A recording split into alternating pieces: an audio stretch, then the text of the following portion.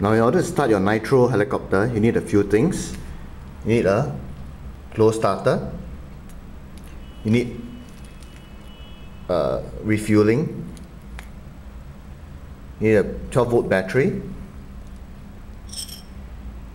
You need a wrench like this, starting wrench. And you need a starting motor. Of course, fuel. Now when you first approach the helicopter, if this is your very first time starting the engine and you've never started it before, ensure that this big knob here, in this case this is a OS 50 engine, when it's closed all the way in a clockwise direction, and then open it 1.5 turns. After 1.5 turns up, make sure that your fuel tubing, or your fuel going into the tubing is closed. The refueling tubing is open, and then you can begin refueling. Just take this hand pump,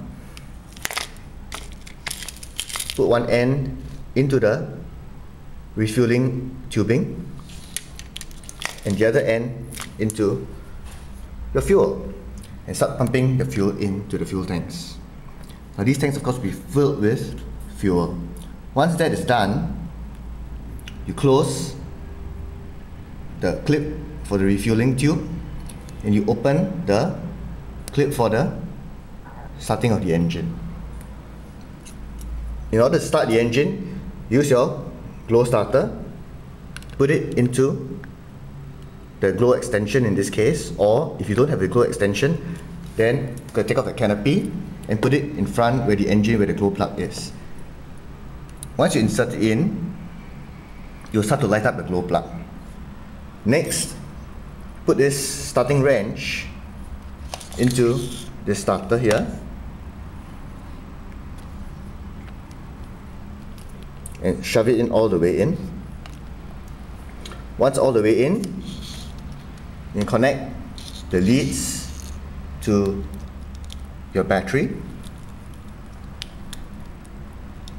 and you place the wrench at the top where there's a for the starter. You press this button here to start the motor and it will spin up, it will start. Of course, before you start, you've got to make sure of a few things. First, get your controller, the throttle is all the way down, it's all the way down, and the setting should be set about 10% or it's thereabouts.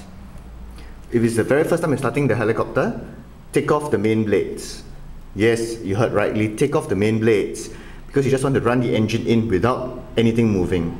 So take off the main blades, put your foot on the skid, hold the rotor hub tightly. With the other hand,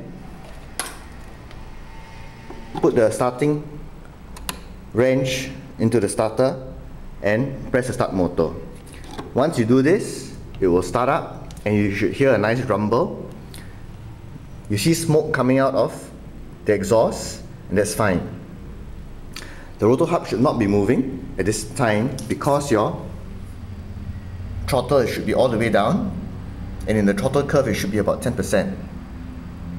Obviously make sure that everything else is in its default position, especially your idle up. Make sure that it is in a normal mode.